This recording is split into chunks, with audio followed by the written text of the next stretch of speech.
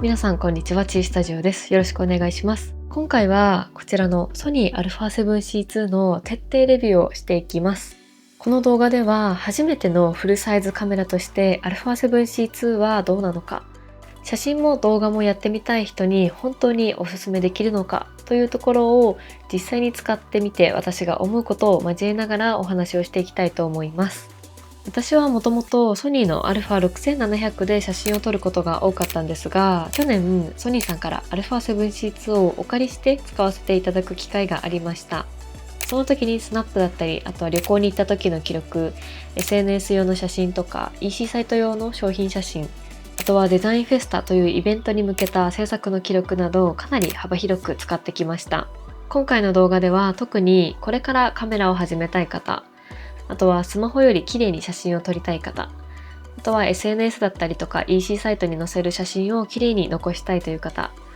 あとは旅先で写真も動画も残したいという方、そういう方にはかなり参考になる内容かなと思います。ぜひ最後までチェックしていただけると嬉しいです。このチャンネルではカメラのある暮らしをちょっと素敵にをコンセプトに機材レビューや作例紹介、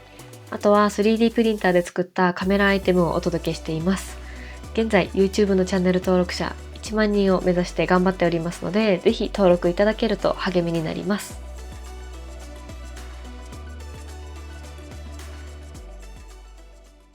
まず過去に私は何度もお話をしていますが、α7C2 は写真も動画も1台で始めたい初心者の方には本当におすすめしたいカメラです。特におすすめしたいのは初めてのフルサイズカメラを探している方、スマホからステップアップしたいという方、あとは旅行や日常をきれいに残したいという方、あとは自分の作ったものを SNS だったり EC サイトに載せたいという方、リール動画や YouTube も少しやってみたいなっていう方、こういう方にはかなりぴったりのカメラだと思います。私が α7C2 を使い始めたきっかけは、去年ソニーさんからお借りしたことがきっかけでした。その頃私は初めて出展するデザインフェスタというイベントに向けて準備をしている段階だったんですけど、そのデザインフェスタでは私は 3D プリンターで作ったこういうフィルム型のおみくじだったりとか、あとはインテリア雑貨などを販売を予定していました。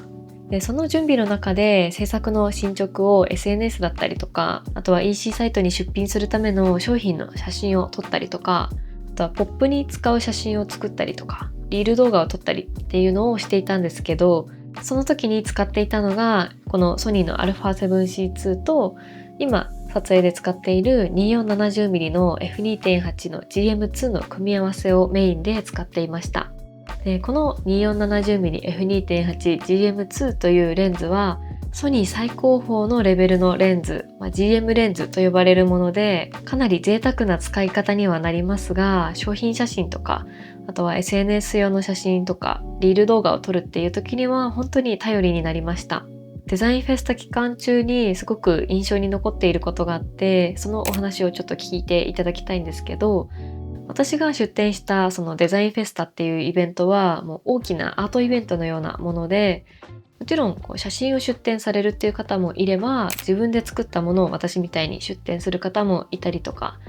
あとはダンスのステージなんかもありますし、とにかくいろんなクリエイターさんが集まるイベントで2日間開催されたんですけど、もう何万人もの人が足を運ぶ本当に大きなイベントになります。その中で私のことをもともと知っている方だけではなくて、偶然私のブースの前を通りがかった方が足を止めて、私のポップを見て写真がすごく素敵ですねと言ってくださったりとか、あとは 3D プリンターに興味がある方が X で私の投稿を見つけて、何のカメラで撮っているのか知りたくてブースに来ましたっていう風に声をかけてくださった方がいて、それが本当に嬉しかったです。私が作ったその商品そのものだけではなくて、写真を見て興味を持ってもらえたっていうか、写真のその持つ影響力ってすごく大きいんだなと改めて実感をしました。これは自分で何かを作っている人にとってはすごく大きいことだと思います。他の出展者さんからも自分の作ったものをきれいに撮って SNS とかにアップしたいんですけど、どうしたらいいですかっていうふうに聞いていただくこともあって、その時にこのソニーの α7C2 で撮っていますよっていうことをお話もしたんですが、作品をきれいに写真でも動画でも見せたいよっていう人にはかなり合うカメラだなと思います。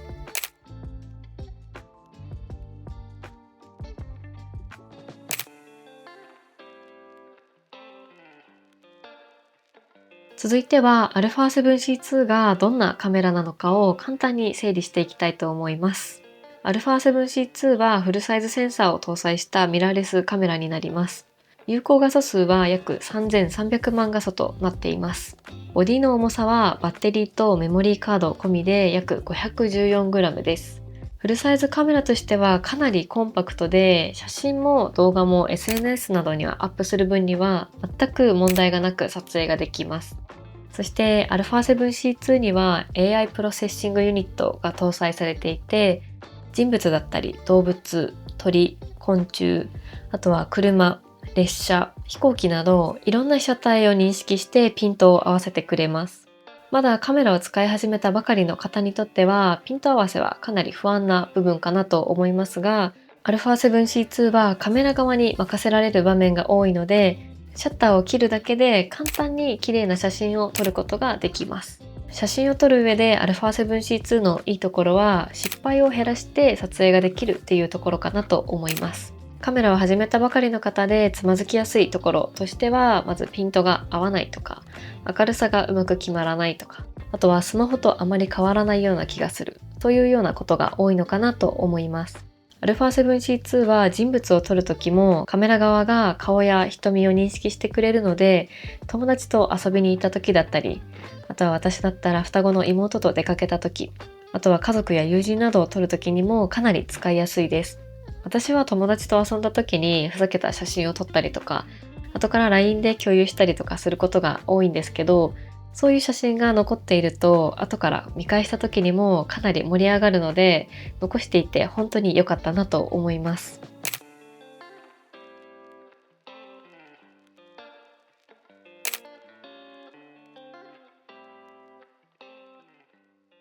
そして旅写真を撮る時もこの α7C2 をかなりおすすめしたいです。去年私はロンドンとパリへ旅行に行ったんですけど、α7C2 とこのシグマの 20-200mm の組み合わせで撮影をしました。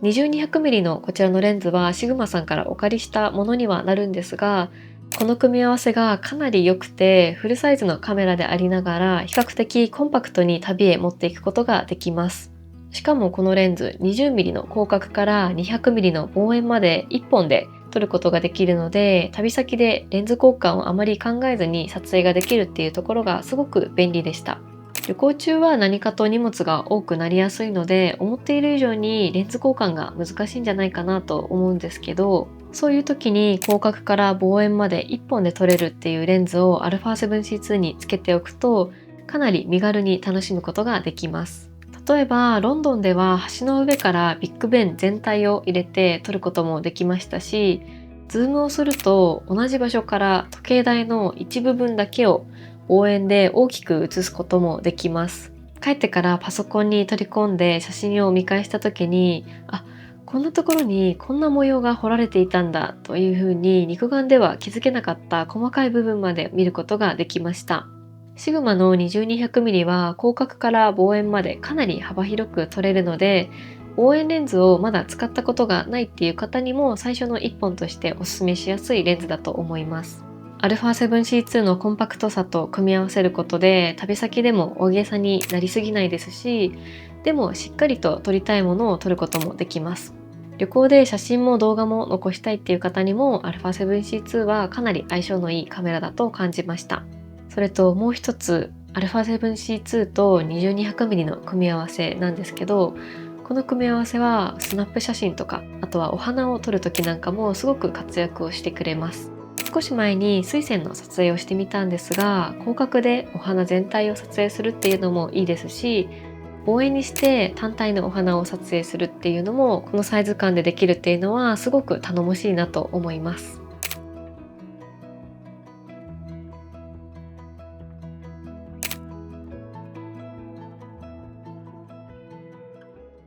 次に動画についてもお話ししたいと思います。α7C2 は写真だけではなくて動画撮影もかなりしやすいカメラです。ログ撮影では 4K60p に対応していますし、画角は 1.5 倍ほどクロップはされてしまいますが、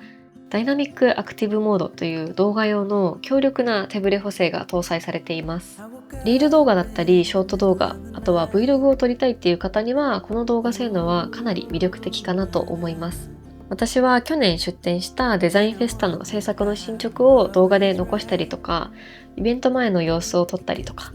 SNS に載せる短い動画を作る時もこのカメラを使って撮影をしていたんですけど、写真と同じカメラで動画も撮れるっていうのはかなり便利でした。これからカメラを始めたい方が悩むところとしては、まだ自分が何を撮りたいのかわからないから、写真用のカメラを買うべきか、それとも動画用のカメラを買うべきかっていうところで結構つまずく方は多いんじゃないかなと思います。でも α7C2 はその両方をかなり高いレベルで叶えてくれる優等生のようなカメラです。もちろん動画だけを本気でやるのであれば、今撮影で使っている ZV-E1 のような選択肢もあるとは思うんですけど、写真も撮りたいとか動画も撮りたい、あとはこれから SNS の投稿、インスタグラム頑張りたいとか、あとは EC サイトとかウェブサイト作って自分の商品を掲載したいとか、そのくらい幅広く始めたいっていう方にはこの α7C2 かなり使いやすいのかなと思います。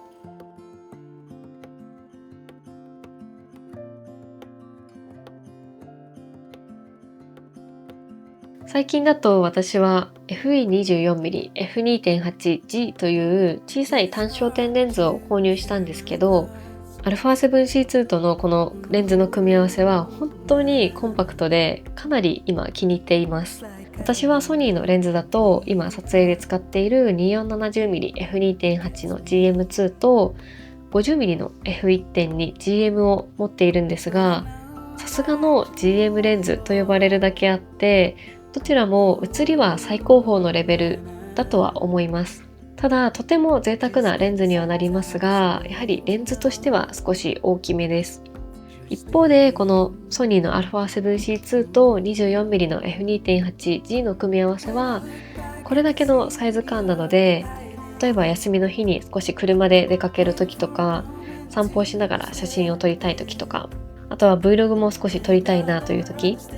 そういう時にこのサイズ感はかなり魅力的です。あとはこの α7C2 には APS-C のスーパー 35mm モードというクロップ機能を使うことで、この 24mm のレンズを約 35mm 相当の画角として楽しむこともできます。私は最近 35mm という画角がかなり魅力的に感じています。24mm の小さいレンズをつけて、さらにクロップ機能を使えば 35mm 相当でも撮影することができるので、この使い方は α7C2 と 24mm F2.8G の組み合わせのかなり好きなところです。今後もこの組み合わせでたくさん写真とか動画を撮っていこうと思いますので、楽しみにお待ちいただけたらなと思います。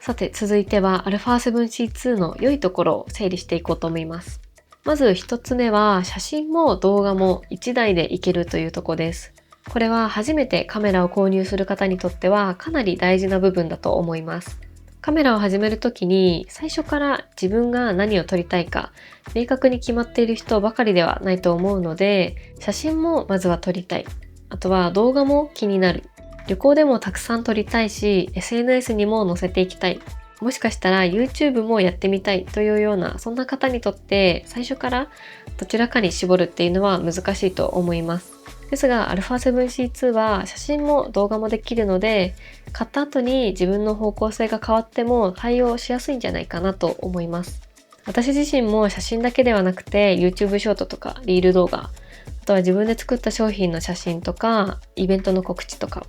あとは作品制作の進捗、あとは旅写真とかいろいろな用途で使っています。そんな感じで初めての一台として選んでも長く使いやすいカメラなんじゃないかなと思います。続いて α7C2 がいいなと思う点2つ目は小さいフルサイズであるっていうところです。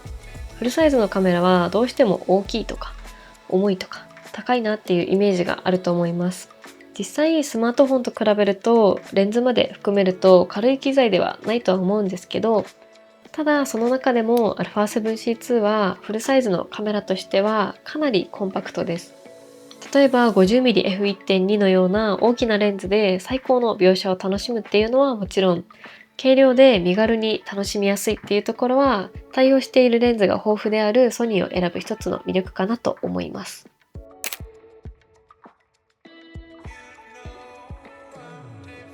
はい、ということで今回はソニーの α7C2 の魅力を私なりにたっぷりとご紹介をしてみましたが、いかがでしたでしょうか。購入を迷われている方や初めてのフルサイズカメラを探している方の参考になれば嬉しいです。コメントでは α7C2 について気になることだったり、6700、あとは ZV-E1 との違いなど気になる方がいればコメントで教えていただけると嬉しいです。それでは今回の動画はここまでです。最後までご視聴いただきありがとうございました。この動画が参考になりましたら、ぜひ高評価とチャンネル登録いただけると嬉しいです。現在 YouTube のチャンネル登録者1万人を目指して頑張っておりますので、ぜひ登録いただけると励みになります。それから写真やものづくりに関する情報は SNS でも随時発信していますので、よければそちらもフォローしていただけると嬉しいです。今後も写真や制作の裏側などをシェアしていきますので、ぜひチェックしてみてください。ではまた次回の動画でお会いしましょう。ありがとうございました。